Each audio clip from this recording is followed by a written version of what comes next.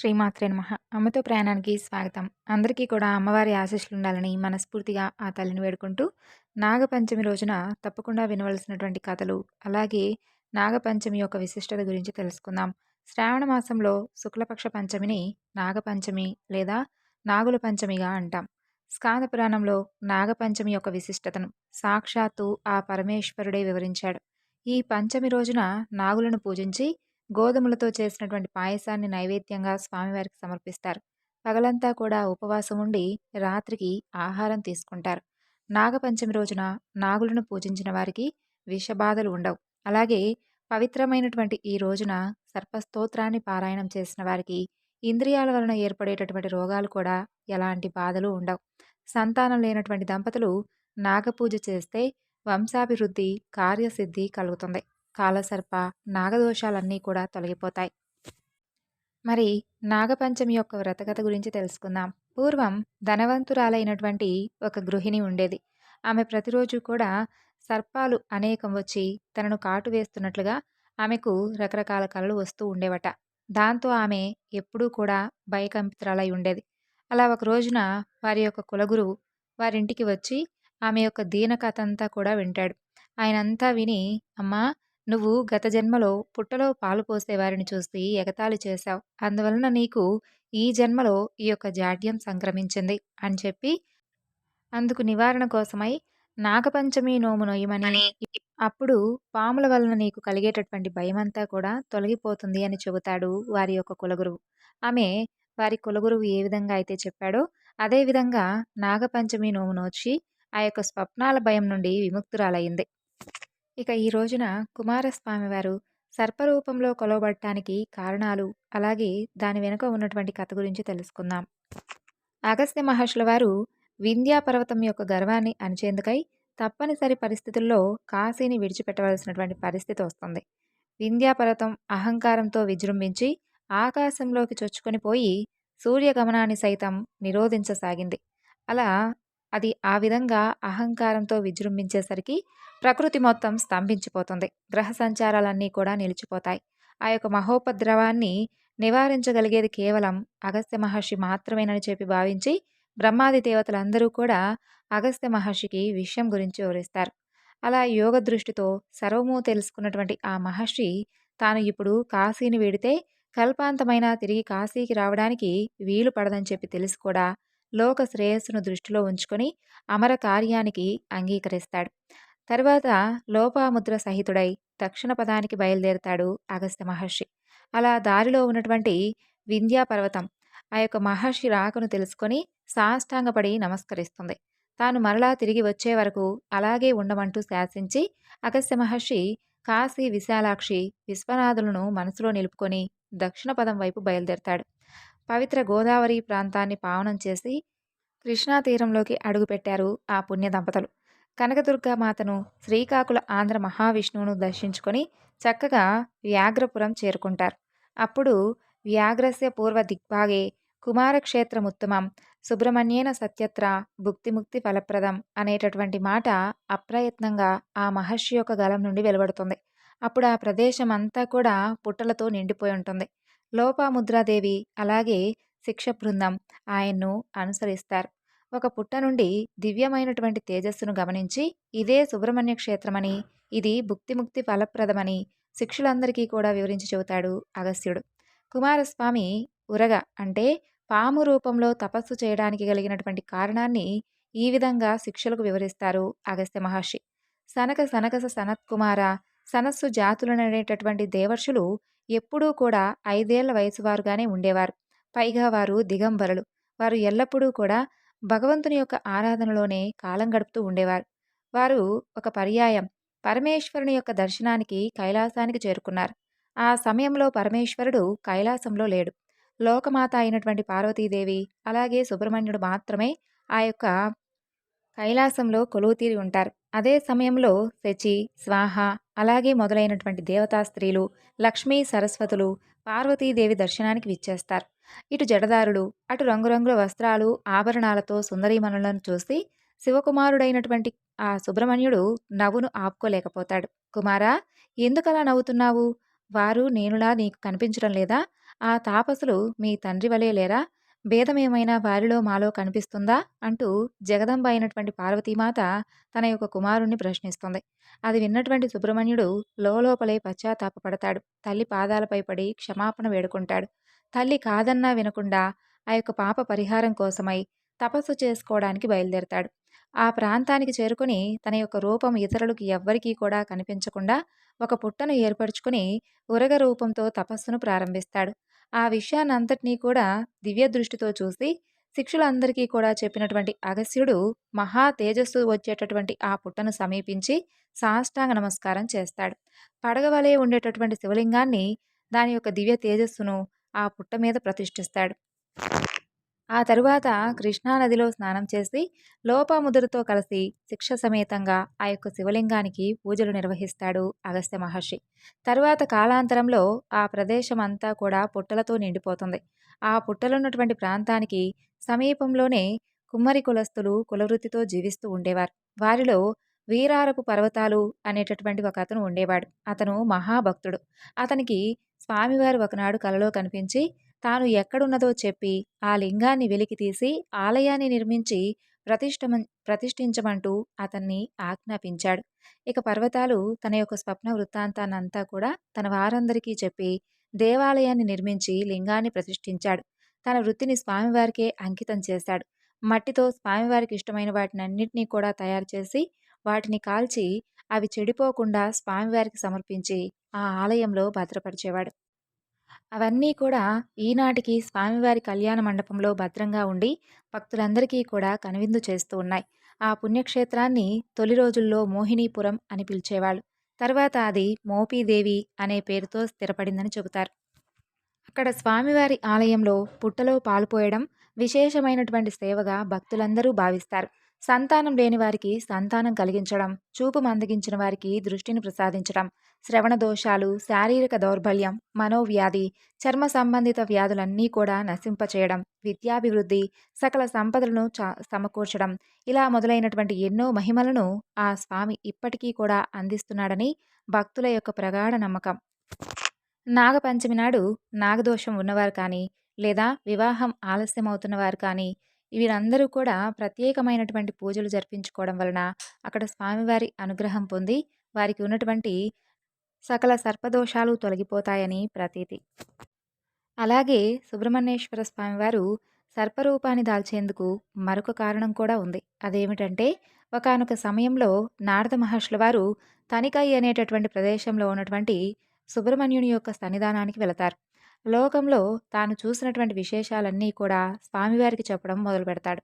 అప్పుడు చెబుతూ నారద మహర్షి వల్లీ కళ్యాణం చేయించడానికి వచ్చాడు అని చెప్పి సుబ్రహ్మణ్యుడు తెలుసుకుంటాడు. అయితే ఏమాత్రం కూడా ఏమీ తెలియని వాడి వలె నారదుడు చెప్పేదంతా కూడా వింటూ ఉంటాడు. నారదుడు ఈ విధంగా చెప్పడం ప్రారంభిస్తాడు. సుబ్రహ్మణ్య, వేటాడుకుంటూ జీవనాన్ని సాగించేటటువంటి ఒక కుటుంబం ఉంది. ఆ కుటుంబంలో నంబి అనేటటువంటి ఒక రాజు ఉన్నాడు. అతని భార్య నంబి ఆహార సంపాదన కోసమై కొండల మధ్య తిరుగుతూ ఉంటారు. అలా వారు తిరుగుతూ ఉండగా ఒక శిశువు దుప్పి పరిరక్షణలో ఉండడం వారు చూస్తారు. ఆడపిల్లలు లేనటువంటి లోటు ఆ భగవంతుడు ఈ రూపంలో తీర్చాడు అనుకొని ఆ బిడ్డను ఎత్తుకొని ఆ బిడ్డను ముద్దాడి తమ ఇంటికి తీసుకుని వెళ్తారు ఆ దంపతులు. తమ యొక్క జీవనాధారం అయినటువంటి వల్లీ కొండల మధ్య దొరికింది కాబట్టి వల్లీ అని పేరు పెట్టుకొని ఆ పిల్లను అల్లారు ముద్దుగా పెంచుతూ ఉన్నారు. భగవంతుని పట్ల భక్తి, పెద్దల పట్ల గౌరవం, వినయ విధేయతలతో ఆ వల్లి పెరిగింది. ఆమెది రాశీభూతమైనటువంటి సౌందర్యం. అటువంటి వల్లి నీ భార్య కావాలి, అది నా కోరిక. అయితే ఆ పిల్ల చుట్టూ ఎప్పుడూ కూడా పాములు ఉంటాయి. నువ్వు వాటిని చూసి భయపడకూడదు సుమా. ఎవరైతే ఆ పిల్ల వంటిని పట్టినటువంటి పాములను చూస్తారో వాళ్ళు ఆ పిల్ల సౌందర్యాన్ని చూసి ఉండలేక పొంగిపోతారు అని చెబుతాడు నారద మహర్షి. ఆ మాటలన్నీ విన్నటువంటి సుబ్రహ్మణ్యుడు వెంటనే బిల్లాపురానికి వెళతాడు. ఆయన వెళ్ళడానికి ముందే నారద మహర్షి ఆ ప్రాంతానికి చేరుకుంటాడు. నారదుడికి బిల్లరాజు అయినటువంటి నంబి ఎదురు వస్తాడు. మంచి మంచి పువ్వులు, తేనె, పళ్ళు తీసుకువచ్చి నారదుడికి పెడతాడు. నారదుడు బిల్లరాజుతో, బిల్లరాజా, నీకొక శుభవార్త చెప్తున్నాను. మిమ్మల్ని ఉద్ధరించడానికి పరమేశ్వరుడు ఈ పిల్లని నీకు కూతురుగా పంపించాడు.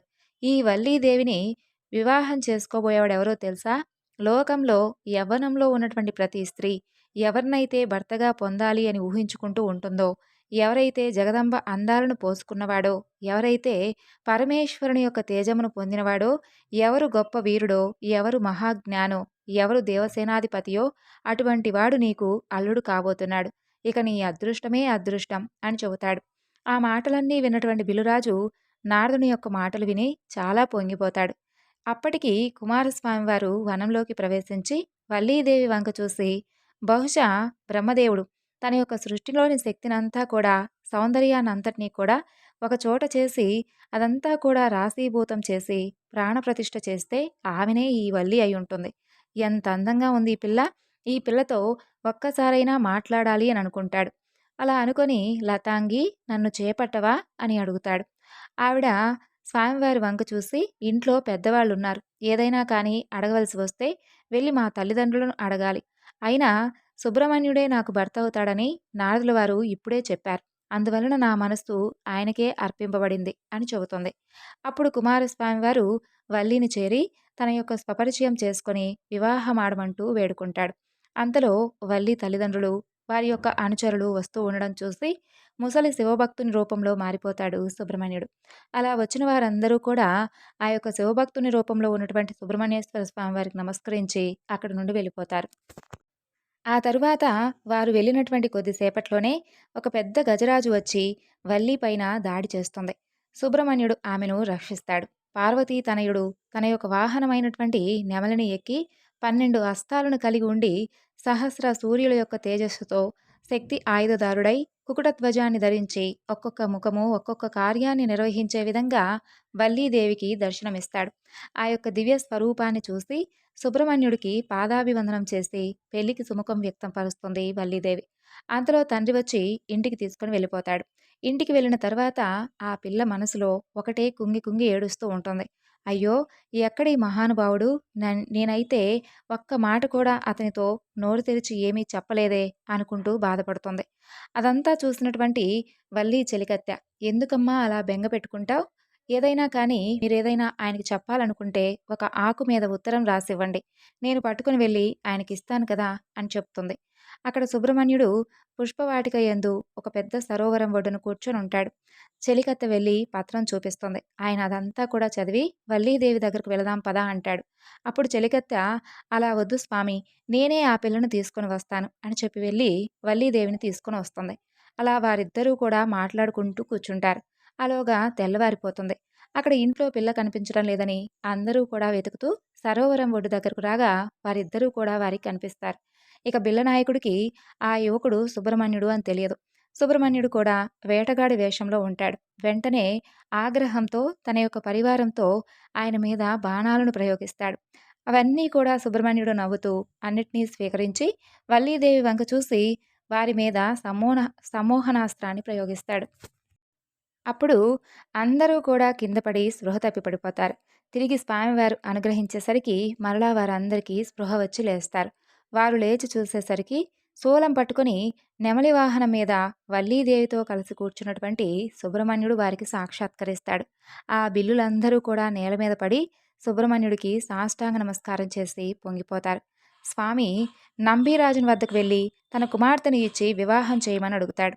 అప్పుడు నంబీరాజన్ వల్లీదేవి తన కుమార్తె కాదని, ఆదిశేషుడి కుమారుడైనటువంటి కుముదుని కుమార్తె అని, కానీ ఆమె మా ఇంట్లో పెరుగుతుంది. వల్లి నాగస్వరూపిణి కావడం వలన నాగస్వరూపుణ్ణి మాత్రమే వివాహం చేసుకుంటుంది అని చెబుతాడు.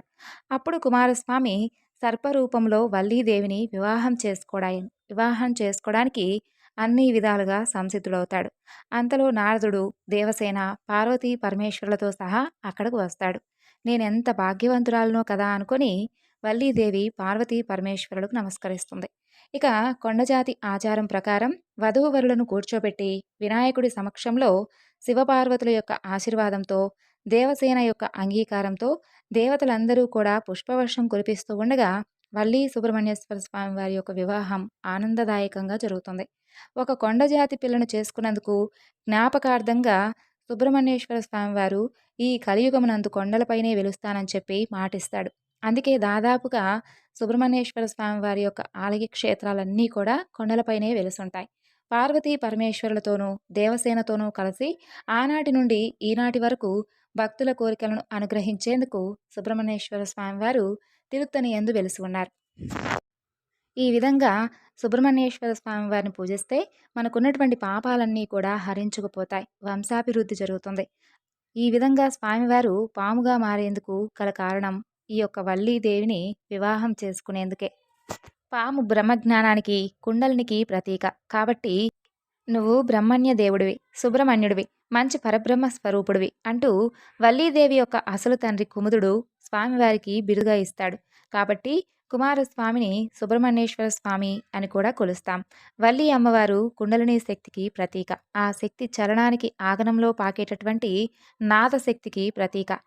ఇక మనందరిలోనూ కుండలిని శక్తి 3.5 అడుగుల చుట్ట చుట్టుకొని మూలాధార చక్రం నందు ఉంటుంది. అయితే ఆ కుండలిని శక్తిని కదపడం అనేది కేవలం సమర్థుడైనటువంటి గురువు యొక్క పర్యవేక్షణలో తప్ప ఎవ్వరూ కూడా సొంత ప్రయోగాలు చేయకూడదని పెద్దలు చెబుతూ ఉంటారు. ఈ విధంగా స్వామివారు సర్పరూపాన్ని దాల్చినటువంటి మరొక కథ. శివశక్తుల యొక్క అనురాగ ఫలానికి జ్ఞానపండిత అనేటటువంటి కీర్తిని పొందినవాడు గజముఖానుజుడు, దేవసేనాధిపతి, వల్లీనాయకుడైనటువంటి శ్రీ సుబ్రహ్మణ్యేశ్వర స్వామివారి యొక్క వైభవాన్ని ఎవరైతే ఈ నాగపంచమి నాడు తలుచుకుంటారో స్వామివారి అనుగ్రహం వారికి తప్పకుండా ఉంటుంది. కుమారస్వామి వారికి సుబ్రహ్మణ్య స్వామి అనేటటువంటి పేరు రావడానికి గల కారణం ఏమిటో తెలుసుకుందాం. ఒకనాడు బ్రహ్మదేవుడు కైలాసానికి వస్తాడు. ఆ సమయంలో పరమేశ్వరుడు ధ్యాన స్థితిలో ఉంటాడు. అక్కడే ఉన్నటువంటి కుమారస్వామి బ్రహ్మదేవుని చూసి నీవెవరివి అని అడుగుతాడు. అప్పుడు బ్రహ్మదేవుడు అహం బ్రహ్మస్మి అంటూ సమాధానమిస్తాడు. వెంటనే కుమారస్వామి నవ్వుతూ ఏమి బ్రహ్మ నిర్గుణము, రూపం లేదు, నీవు రూపంతో ఉన్నావు.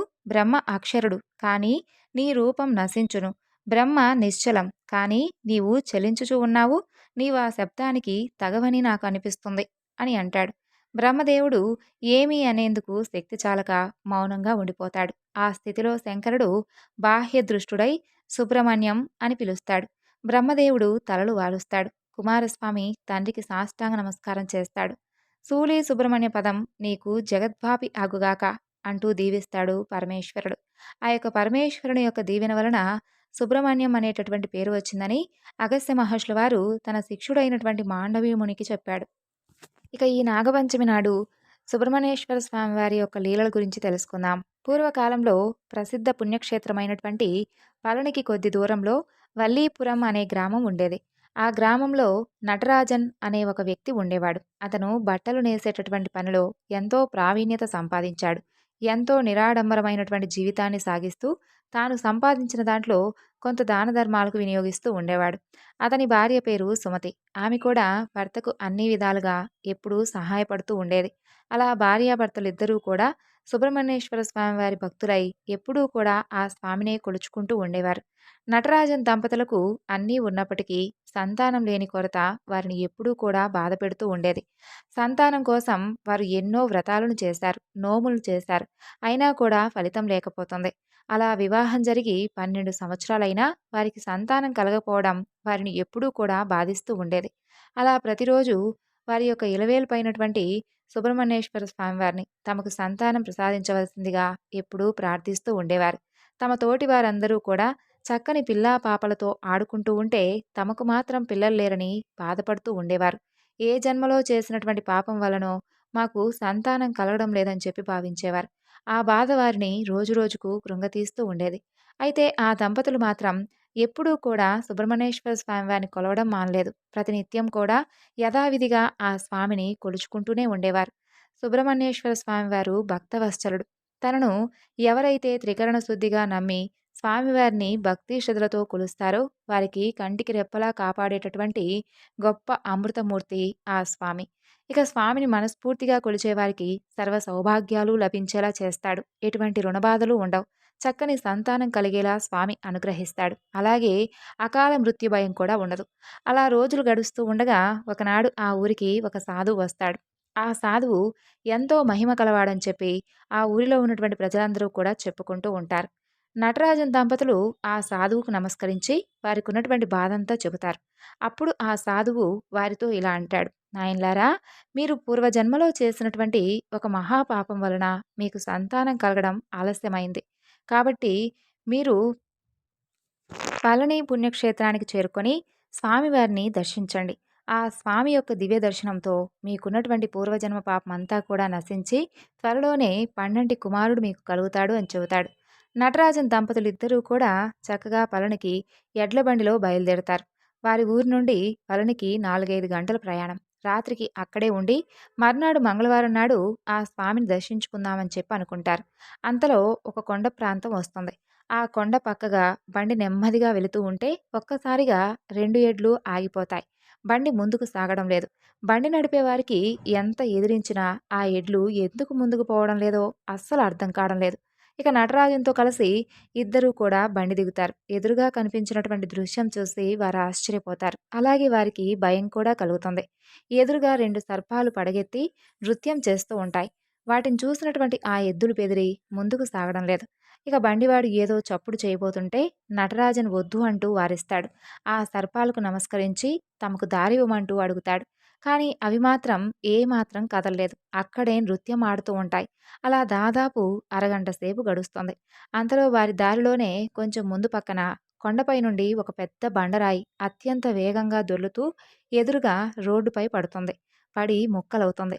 ఆ ముక్కలన్నీ కూడా అటూ ఇటూ చెల్లాచెదురుగా పడతాయి. అది జరిగినటువంటి కాసేపటికే ఆ సర్పాలు రెండూ కూడా పక్కనే ఉన్నటువంటి పొదల్లోకి జరజరా పాకుతూ వెళ్ళిపోతాయి.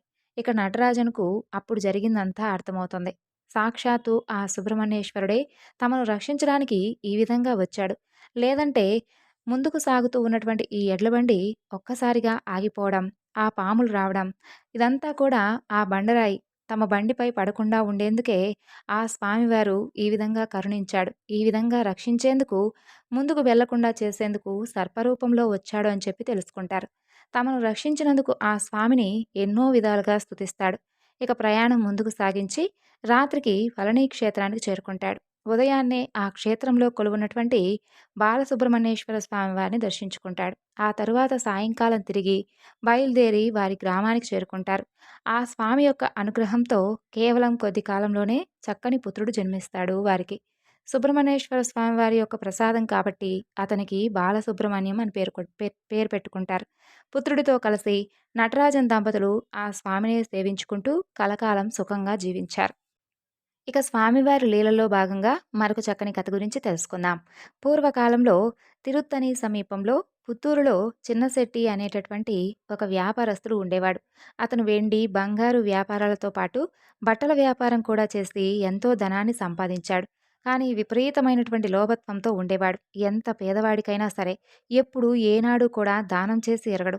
అతనికి చాలా కాలం సంతానం కలగలేదు. అయితే ఒకనాడు తనకు సంతానం కలిగితే ఒక అడుగు ఎత్తైనటువంటి వెండి సర్పపు రూపం తిరుత్తణి స్వామివారికి కానుకగా సమర్పించుకుంటాను అని చెప్పి మొక్కుకుంటాడు.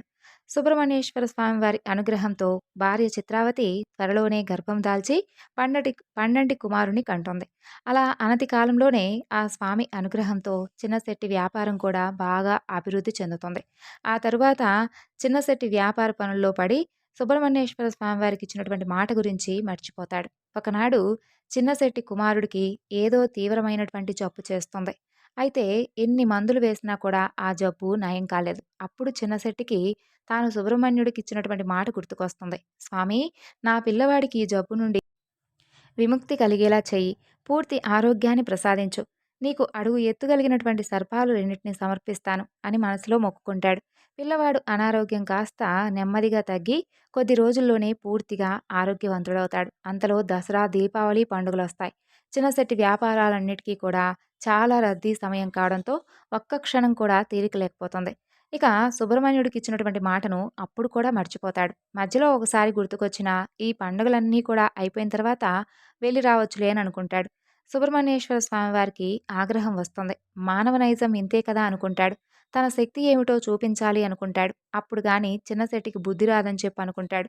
ఆ మరుసటి రోజు రాత్రి సుబ్బిశెట్టి ఒక్కసారిగా గట్టిగా అరుస్తూ మధ్యరాత్రిలో నిద్రలేస్తాడు. తన మంచం చుట్టూ పెద్ద పెద్ద సర్పాలు తిరుగుతున్నట్లుగా అతనికి కలొస్తుంది. ఆ కలతో ఎంతో భయపడి మెలకువ వచ్చి కళ్ళు తెరిచి మంచం మీద కూర్చుంటాడు.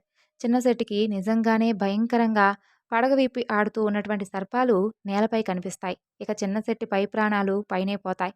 ఒక్కసారిగా ఇన్ని సర్పాలు ఎక్కడి నుండి వచ్చాయో తెలియక భయపడుతూ భార్యను నిద్రలేపుతాడు. భయంతో వణికిపోతూ భార్యను తమ మంచం చుట్టూ ఉన్నటువంటి పాములను చూడమని చెబుతాడు. ఆశ్చర్యంగా భార్య చిత్రావతికి ఒక్క సర్పం కూడా అక్కడ కనిపించదు. ఏమయ్యా, ఏమైంది? మీకేదో కల వచ్చినట్లుగా ఉంది.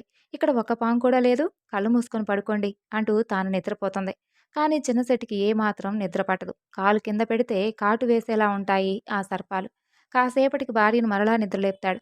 చిత్రావతి విసుక్కొని మంచం దిగి విభూది తెచ్చి, ఇదిగో ఇది రాసుకుని పడుకో అని చెబుతుంది. విభూది రాసుకున్నాడే కానీ పాపం నిద్ర పట్టడం లేదు సుబ్బిశెట్టికి. కళ్ళు తెరిచి చూస్తే మరలా బుసలు కొడుతూ దాదాపు 10 పాములు కనిపిస్తాయి. అప్పుడు చిన్న శెట్టికి తాను సుబ్రహ్మణ్యుడికి ఇచ్చినటువంటి మాట గుర్తుకొస్తుంది. మాట తప్పినందువలన, స్వామి ఆగ్రహానికి గురవడం వలన ఈ విధంగా జరిగిందని చెప్పి తెలుసుకుంటాడు. స్వామి సుబ్రహ్మణ్య, నన్ను క్షమించు తండ్రి. ఈ క్షణంలోనే నేను ఆ యొక్క వెండి సర్పపు రూపాలను తయారు చేసేందుకు కావలసినటువంటి ధనాన్ని తీసి పక్కన పెడుతున్నాను. స్వామి, నన్ను మన్నించు. రేపే ఆ పనికి పురమాయిస్తాను. నన్ను ఆగ్రహించకు, క్షమించు అంటూ చెంపలు వేసుకుంటాడు. కరుణామయుడైనటువంటి సుబ్రహ్మణ్యుడు చిన్నశెట్టిని అనుగ్రహిస్తాడు. అక్కడ సర్పాలన్నీ కూడా క్షణంలో మాయమైపోతాయి. చిన్నశెట్టి ఏమాత్రం ఆలస్యం చేయకుండా మంచం దిగి ధనాగారం వద్దకు వెళ్ళి స్వామివారి పనికి కావలసినటువంటి ధనాన్నంతా కూడా తీసి ఒక పొట్లంలో కట్టి విడిగా పెడతాడు. మరునాడు ఉదయమే ఆ ధనాన్ని తీసుకొని మంచి వెండి సర్పపు ప్రతిమలను చేయించి ఆ వెంటనే వచ్చినటువంటి మంగళవారం నాడు తిరుత్తని వెళ్ళి స్వామివారికి సమర్పిస్తాడు. అప్పటి నుండి చిన్నశెట్టి మంచి మనసుతో జీవిస్తూ ఎన్నో దాన ధర్మాలు కూడా చేశాడు. అలా చేస్తూ స్వామిని ఎప్పుడూ కూడా మర్చిపోకుండా చక్కగా కాలం గడిపి చివరికి ముక్తిని పొందాడు. పూర్వం కన్యాకుమారి సమీపంలో విష్ణుపురం అనే ఒక గ్రామంలో వెంకట్రామన్ అనేటటువంటి పాలు పోసే వ్యక్తి ఉండేవాడు. అతను రోజూ కూడా తన వద్ద ఉన్నటువంటి 10 గేదెల పాలు పితికి వాటన్నిటినీ కూడా పెద్ద గంగాళంలో పోసుకొని ఒక బండిపై పెట్టుకొని ఊరిలో వారికి పోస్తూ ఉండేవాడు. వెంకట్రామన్ పాలలో ఏమాత్రం నీరు కలపకుండా స్వచ్ఛమైనటువంటి పాలు పోస్తాడని అందరూ చెప్పుకుంటూ ఉండేవారు. వెంకట్రామన్ భార్య పేరు సుమతి. దంపతులిద్దరూ కూడా ప్రతిరోజు ఆ పరమేశ్వరుణ్ణి పూజించుకుంటూ ఉండేవారు. వెంకట్రామన్కు పరమేశ్వరుడంటే ఎంతో భక్తి. ప్రతి సోమవారం ఉపవాసం కూడా చేసేవాడు. అలా వెంకట్రామన్ దంపతులకు అన్నీ ఉన్నా సంతానం లేకపోవడం వారికి ఎంతో బాధగా ఉండేది. ఎప్పుడూ కూడా పరమేశ్వరుణ్ణి సంతానాన్ని ఇవ్వమంటూ ప్రార్థించేవాడు. అందరి ఇళ్లల్లో పాలు పోసిన తర్వాత అతను ఇంటికి వచ్చే దారిలో ఒక చెట్టు పక్కన ఉన్నటువంటి కుళాయి కింద ఆ పాత్రలన్నీ కూడా కడిగేవాడు. కొంచెం మిగిలినటువంటి పాలు పక్కనే ఉన్నటువంటి చెట్టు మొదట్లో పోసేవాడు. అలా ప్రతిరోజు కూడా చేస్తూ ఉండేవాడు. ఒకనాటి రాత్రి వెంకట్రామన్కు కలలో సుబ్రహ్మణ్యేశ్వరుడు దర్శనమిస్తాడు. నాయనా వెంకట్రామన్, నీ భక్తికి నేనెంతో సంతోషించాను. నువ్వు ప్రతిరోజు కూడా చెట్టు మొదట్లో అందరికీ పోయేగా మిగిలినటువంటి పాలు పోస్తూ ఉంటావు కదా. ఆ చెట్టు పక్కనే ఉన్నటువంటి పొదలో ఒక దివ్య సర్పం ఉంది. రోజు కూడా నీవు పోసేటటువంటి పాలు ఆ యొక్క సర్పరాజమే స్వీకరిస్తుంది.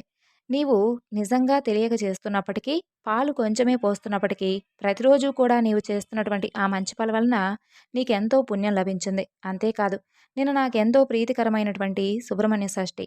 నిన్న కూడా ఎప్పట్లాగే అక్కడ నువ్వు పాలు పోసావు. ఆ విధంగా అక్కడ ఉన్నటువంటి దివ్య సర్పానికి పవిత్ర దినాన పాలు పోసిన వాడివై ఎంతో పుణ్యాన్ని సంపాదించావు.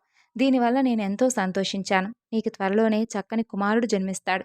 నీవు ఆ కుమారుని తీసుకొని ఇక్కడ కొద్ది దూరంలో ఉన్నటువంటి నా పుణ్యక్షేత్రమైనటువంటి తిరుచెందూరుకి వెళ్ళి పిల్లవాడికి అక్కడే నామకరణం చేయించవలసింది అని చెప్పి అంతర్ధానమవుతారు. ఇక ఉదయం నిద్రలేవగానే భార్య సుమతికి అంతా కూడా తనకు వచ్చినటువంటి కలను వివరంగా చెబుతాడు. ఆ సుబ్రహ్మణ్యుడు తమను అనుగ్రహించినందుకు వారెంతో సంతోషిస్తారు. వెంకట్రామన్ అప్పటి నుండి ప్రతిరోజు కూడా క్రమం తప్పకుండా ఆ చెట్టు మొదట్లో పాలు పోస్తూ ఉండేవాడు. ఎప్పుడైనా ఆ దివ్య సర్పం కనిపిస్తుందేమోనని ఆతృతగా చూసేవాడు. కానీ ఎప్పుడూ కూడా అతనికి కనిపించలేదు. ఆ సుబ్రహ్మణ్యుడి యొక్క దయ వలన సుమతి కొన్ని రోజులకే గర్భం దాల్చి చక్కని పిల్లవాడిని కంటుంది. సుబ్రహ్మణ్యేశ్వర స్వామివారు చెప్పినట్లుగా ఆ పిల్లవాడిని వెంటబెట్టుకుని తిరుచెందూరుకు బయలుదేరతారు. ఆ రోజుల్లో ఎడ్ల బండీలపైనే ప్రయాణం. కొంత దూరం వెళ్ళేటప్పటికి దారికెదురుగా ఒక అద్భుత తేజస్సుతో ప్రకాశిస్తున్నటువంటి ఒక సర్పం కనిపిస్తుంది. దారి మధ్యలో పడగ విప్పి ఉన్నటువంటి ఆ సర్పరాజాన్ని చూడగానే స్వామివారి కలలో చెప్పినటువంటి సర్పం ఇదేనని చెప్పి వెంకట్రామన్కు అనిపిస్తుంది. కుటుంబం అంతా కూడా బండి దిగి ఆ దివ్య సర్పానికి నమస్కరిస్తారు. పిల్లవాడి చేత కూడా నమస్కరింపజేస్తారు. తర్వాత వెంటనే ఆ సర్పం మాయమవుతుంది. ప్రయాణం ముందుకు సాగించి వెంకట్రామన్ దంపతులు మరునాడు ఉదయానికి తిరుచెందూరుకు చేరుకొని అక్కడ కొలువై ఉన్నటువంటి స్వామివారిని దర్శిస్తారు. పిల్లవాడికి అక్కడే కార్తికేయన్ అని నామకరణం చేస్తారు. ఆ రాత్రి అక్కడే ఉండి మరునాడు తిరిగి విష్ణుపురానికి చేరుకుంటారు. ఇక వెంకట్రామన్ కుటుంబం అంతా కూడా స్వామివారిని మర్చిపోకుండా సేవిస్తూ కలకాలం సుఖంగా జీవించారు. స్వామివారి కథలన్నీ కూడా మీ అందరికీ నచ్చాయి అనుకుంటున్నాను. ఆ స్వామి అనుగ్రహం మనపై కూడా ఎప్పుడూ ఉండాలని మనస్ఫూర్తిగా వేడుకుంటూ ఈ వివరణను ఇంతటితో ముగిస్తున్నాను. మరొక చక్కని వివరణతో మరలా కలుసుకుందాం. అంతవరకు నమస్కారం. సర్వం శ్రీ లలితార్పణమస్తు. స్వస్తి.